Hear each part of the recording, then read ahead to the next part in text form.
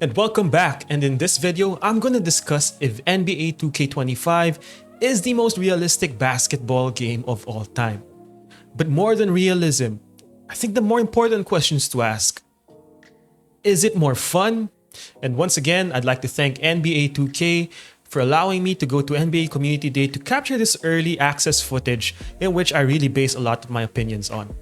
Alright, so you've all heard the marketing material by now. 9,000 new Proplay animations on top of the animations that were added to NBA 2K24. But that's just taken to a completely different level in NBA 2K25. And if you've seen my videos over the past few days, you've seen whether it's guys like Steph Curry, who already had a complete animation package in previous 2Ks, or guys like Shai Gilgeous-Alexander and Anthony Edwards, who did not necessarily have their complete signature animations in NBA 2K24, Proplay upgraded their playstyle and the authenticity and realism in which you can recreate their signature moves and just took that to a whole nother level. Anthony Edwards' explosiveness, SGA's craftiness, his shifty pull-up jumpers, and creative step-back jumpers really unlock a new playstyle for SGA that just wasn't there for NBA 2K24. As I mentioned earlier, Steph Curry, who already had some of the best Proplay animation packages in the entire 2K roster, he got way better in NBA 2K25. Proplay is so good for recreating the NBA product that they can take footage from key moments like the 2023 first round playoffs between the Sacramento Kings and the Golden State Warriors and take that to the game. And not only will it look accurate and realistic, but these moves are some of the best in the game. I've been using Proplay in NBA 2K24 not just to showcase authenticity, not just to play against the AI and recreate those special NBA moments, but I've taken my game to play now online, my career online modes such as the Rec, and my team, and use Proplay combinations to great success. So when they say that you might be sacrificing realism for effectiveness in NBA 2K, that might be true for some game modes. But for, let's say, 90% of the player population who are more casual players, these moves are excellent, and they take the gameplay experience to a completely different level. So going into NBA 2K25, Proplay was expanded in many ways. One, guys that previously did not have their signature animations like Jalen Green, Shai Gilgeous-Alexander, Anthony Edwards, Tyrese Maxey, even secondary stars or secondary players like Austin Reeves, they received a huge animation upgrade that once you get to use them, you'll quickly figure out that, hey, this looks familiar. If you've been watching the NBA, and a few guys that I love watching are Tyrese Maxey. When I got those sticks and tried to recreate Tyrese Maxey's game in 2K25, I was blown away. Not only was it fast, but it showed you how Proplay can introduce new dynamic movements and more effective moves in NBA 2K25. I think the talking point for NBA 2K24 was Proplay was a gimmick. Well, if there was any doubt, 2K25 erases that. But they knew that in order to eliminate some of the uncanny valley or some of that that weirdness that you get from translating real-life footage into a video game, they'd have to upgrade the engine. Particularly on offense for now, like the Dribble Engine in particular, I think from a gameplay perspective, it's the biggest leap in gameplay I've experienced since they shifted dribbling from the left stick to the right stick. The responsiveness, the fluidity, and the smoothness in which you can combo moves and not just make them look realistic, and the stigma with realistic moves is that they look slow. In 2K25, that couldn't be farther from the truth. You're taking real life footage, translating that to the game where you even get subtle movements. For example, Tyrese Maxey likes to give you this nice little passive hezzy as he's driving down the lane.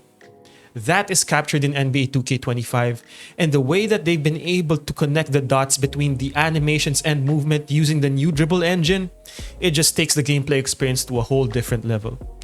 So Proplay is great, and we've seen the benefits of it in 24, but that Dribble Engine, I think, ties everything together really well. And another aspect in which 2K expanded on realism in the game is the addition of new gameplay mechanics. One, for example, the creation of the go-to shot, which is a simple way for a lot of users to recreate signature NBA moments in the game. So basically how you do your go-to shots is you hold up on the right stick. It will initiate a dribble sequence that will combo into a shot gather, recreating some of your favorite players' signature moves. So for example, for Jason Tatum, it's this nice 2-dribble move between the legs into his side hop jumper, a Jason Tatum signature move. For Joel Embiid, it's a nice launch towards the basket and then he pulls back for a fadeaway and a step back jumper. And for Kevin Durant, it's a lot of his nice side-to-side movement from his crossovers and hezzies comboed into a signature pull-up jumper. So if you saw that game against Serbia, you can pretty much recreate that move in NBA 2K25. The shot canceling mechanic actually brings your ability to be more dynamic and recreate the NBA game to the next level. I know, shot canceling has been present in previous NBA 2Ks, but not this way, not this effective, not this fluid, and not as connective as it's implemented in 2K25.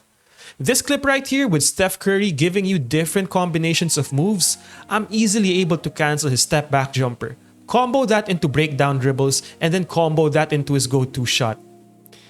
These things were not possible in NBA 2K24. When you canceled out of your step back jumper, you would get stuck in this in and out dribble animation that only the most skilled players can really break out of. I've been able to perfect that in 2K24, but I realized that there is a short window in timing where you can break out of a step back jumper and then combo into your different dribble moves. And it's not as dynamic as it is in 2K25. These things all together tie NBA 2K25 into making it the most realistic representation of basketball. And if you're like me, and that's the fun factor that you're after, I think you're going to be happy with NBA 2K25. Now on to the next question. Is 2K25 better for the changes made to realism? Are the gameplay improvements in the gameplay engine and new mechanics, does it make NBA 2K25 a better game? It's sort of tough to say right now, and this is not a cop-out. The game isn't even out yet. I've only had 10 hours with it. But in my 10 hours with it, I'm already seeing some vulnerabilities in the mechanics that you sort of see some hints that, okay, if the more arcade-leaning segment of the community pushes the boundaries of what you're able to do with dribbling, I can see some vulnerabilities where realism may be sacrificed. At a generous level, even if you're just doing basic shot cancels, you can sort of blur the line between realism and fun in a major way because certain shot cancels lead to some janky animations. At the very best case, it looks like a ball pickup and a double dribble. At the worst case, some animations are completely broken, that they result in traveling violations that shouldn't be in the game.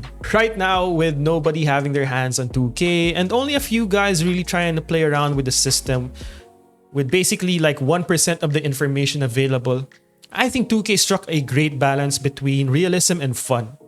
2K gives you the ability to recreate iconic NBA moments and basically play a simulation style of basketball without sacrificing the dynamism, the fun factor, the responsiveness, and the fluidity in dribbling, movement, and in shot creation. But it also opens up 2K25 to some vulnerabilities that I'm sure a lot of people will figure out as the game cycle moves on. So yes, to answer the main question, 2K25 is the most realistic basketball game of all time. The difference between guys who have their signature pro play animations and guys that don't just makes that statement even more apparent. When I was using SGA, when I was using Anthony Edwards, Steph Curry, Kevin Durant, Devin Booker, LeBron James, it was such a treat. But 2K25 did not sacrifice that realism for fun.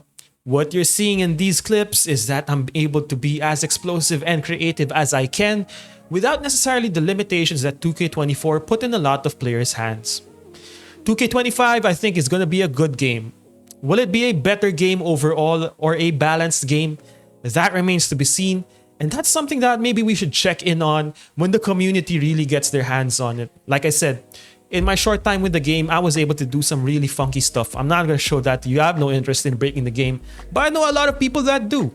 And 2K25, because there are a lot of new gameplay mechanics and engine changes that don't necessarily happen year over year, people will figure something out. But hey, 2K25 is a fun game overall. Is it going to be a better game than what a lot of people consider the best 2Ks in the past? We'll have to find out. So I hope you enjoyed this video. Let me know what you think in the comment section below. As a guy who loves to play in a realistic fashion, I just can't wait to get my hands on the game, man. It's going to be a fun year. It's going to be an interesting year. And the game is just launching in a few days. I've already got a few tutorials planned. The new gameplay engine really changed the way you're supposed to dribble in the game, and a lot of people I think are gonna struggle. So my first tutorial will be a basic tutorial on how to execute a lot of these fancy dribble moves that if you've seen some of the viral posts that I've made, you can easily recreate. So once again, this is Cruz. I appreciate all of you for all the support, and I'll see you in the next one. Peace.